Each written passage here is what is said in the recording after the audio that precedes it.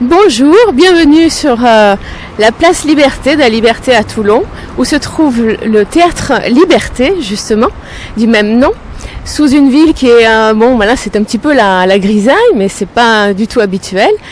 Nous allons avoir la chance et la joie d'interviewer Charles Berling, qui est devenu directeur de ce théâtre, avec son frère Philippe. Et si bien que vous allez avoir la possibilité, vous, auditeurs et spectateurs de nos vidéos, de suivre tout ça sur notre site sepiaméditerranée.com. Alors, d'une part, en tant que magazine écrit dans Ambiance Méditerranée. Ensuite, vous avez la vidéo sur notre rubrique Le Quart d'heure. Et puis, si vous avez bien suivi, vous aurez aussi cette possibilité d'écouter à la radio sur sepiaméditerranée.com cette interview exclusive. Bon et bonjour à nouveau, nous sommes au Théâtre Liberté de Toulon, dans une jolie salle de spectacle, et je vous présente Charles Berling. Bonjour. Qui est devenu directeur de ce beau théâtre. Tout à fait, co-directeur avec mon frère. Donc tu es directeur de ce théâtre depuis 2011, et qu'est-ce qui te tient à cœur de venir sur Toulon ?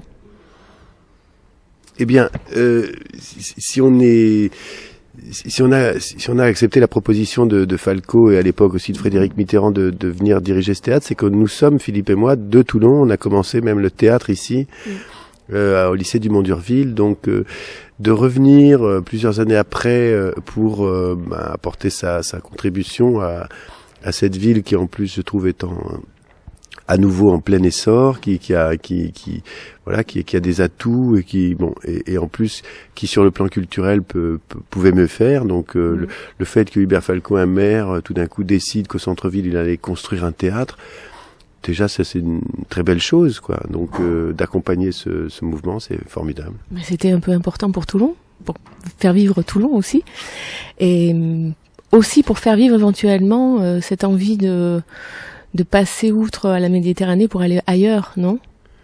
C'est-à-dire, nous, la définition du programme qu'on a décidé de faire justement en accord avec les tutelles, c'est de travailler de Toulon et la Méditerranée. C'est-à-dire, donc c'est comme ça qu'on va voir on va faire une semaine sur la Turquie. On s'intéresse particulièrement à la Méditerranée. On n'est pas exclusif, donc il y a d'autres spectacles qui arrivent parfois d'autres régions d'Europe ou de France, mais la Méditerranée nous intéresse particulièrement. Il est vrai, comme tu le sais, que notre famille d'ailleurs est très ancrée depuis très longtemps dans la Méditerranée, puisque on en a beaucoup qui viennent d'Algérie, d'autres du Maroc. Enfin donc voilà pourquoi cet attachement viscéral, je dirais, à ce territoire. C'est ça, c'est exactement ça. Et toi, tu recherches donc quelque part à retranscrire cet esprit-là. Tu penses qu'il y aura un jour un peuple méditerranéen ? Je pense qu'il y a un peuple qui est méditerranéen. Après, il est varié, il est très divers et il a plusieurs nationalités, mais il y a une identité méditerranéenne. D'ailleurs, elle passe beaucoup par la culture, et c'est ce qu'on remarque nous, parce que on n'a pas fini de découvrir la culture méditerranéenne et d'aller à la rencontre d'artistes, de gens de la Méditerranée. Mais je pense qu'il y a une sorte d'identité quand on appartient à la Méditerranée. Après, heureusement, elle est diverse. Et je voulais aussi savoir si la multiplicité des talents que tu as te donne la possibilité quand même d'avoir un peu de répit de temps en temps, parce que tu es acteur de théâtre, de cinéma, tu es scénariste, directeur maintenant, chanteur, écrivain.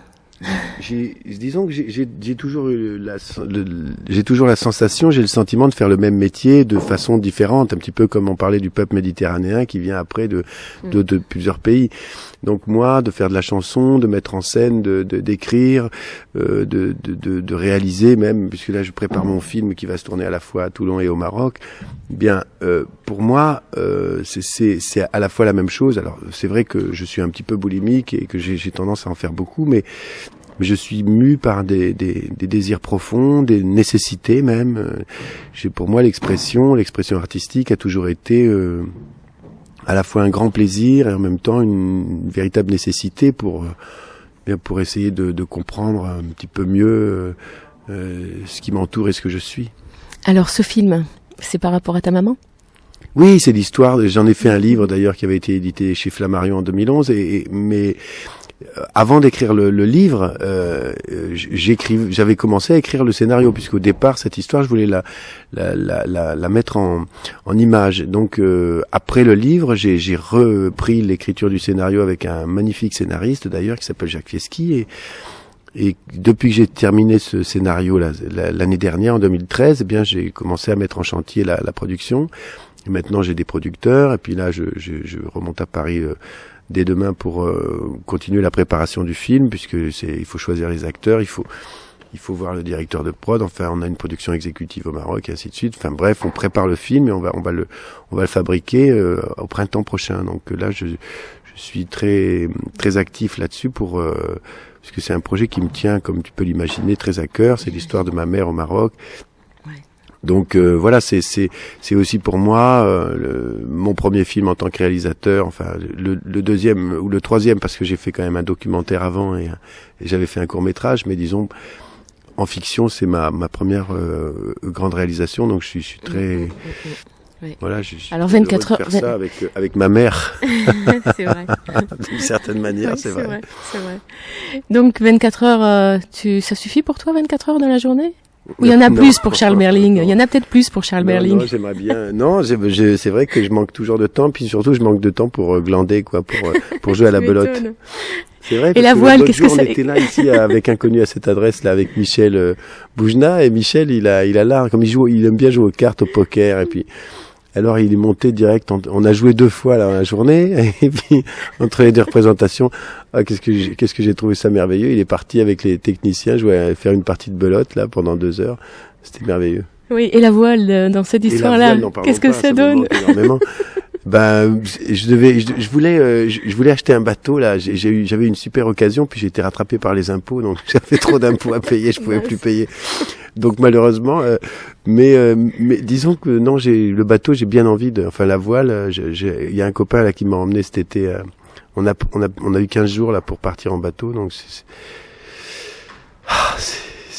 j'ai pas assez le temps d'aller faire de la voile et je regrette beaucoup. Ouais. Il faudrait faire un film sur un voilier comme en solitaire, un petit peu ce même style. Ouais, mais justement, comme le montre En solitaire, les scénarios sur les voiliers sont très difficiles parce que c'est très difficile à traduire en cinéma. D'ailleurs, je me souviens bien que quand j'avais 14 ans et que j'étais à Toulon, je faisais à la fois du théâtre et en même temps de la voile, et bien, enfin justement pas en même temps, mais enfin dans la même période, hein, à 14 ans on prenait des bateaux, on se barrait, puis en même temps on faisait du théâtre à Dumont-d'Urville, mais c'était 2 univers qui étaient totalement pas compatibles pour moi. Maintenant ça l'est devenu, et j'espère qu'un jour je pourrais faire j'espère pas le film de Robert Redford là où il est All is Lost. Oui, non, évite. En plus, le film m'a énervé parce que le mec il est vraiment mauvais, quoi. C'est pas possible d'être en plein océan Indien et puis d'être aussi un mec comme Robert Redford, on ne croit pas qu'il y connaît absolument rien à la voile. Là, le mec il fait tout ce qu'il faut faire comme connerie pour se planter. Bon, d'accord. Donc sinon ce soir va y avoir ici Rachid Taha. Je vais aller le voir. Hein? Bah oui, ça m'intéresse. C'est aussi l'idée de ramener un petit peu de ce soleil algérien et de tous ces pays-là, hein, c'est ça? Ouais, on aime beaucoup Rachid Taha, donc c'est pour ça qu'on l'a invité à venir.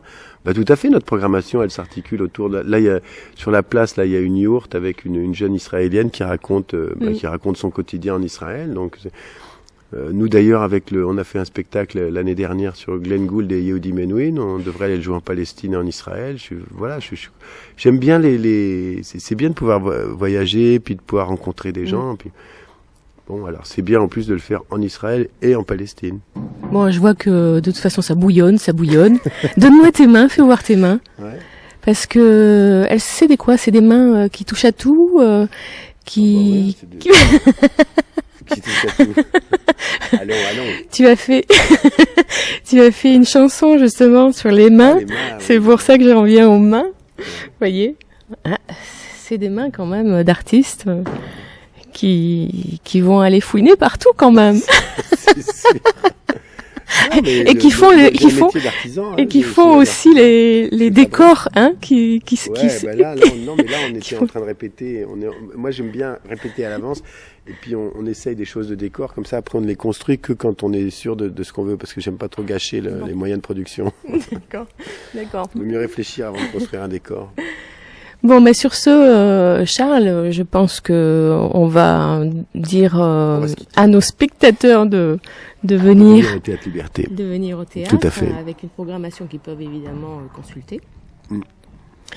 Et grand merci en tout cas avec plaisir, d'être prêté à cet exercice qui était certainement plus dur pour nous que pour toi. Ah bon? Et puis à bientôt. Ouais, à très bientôt. Merci à vous.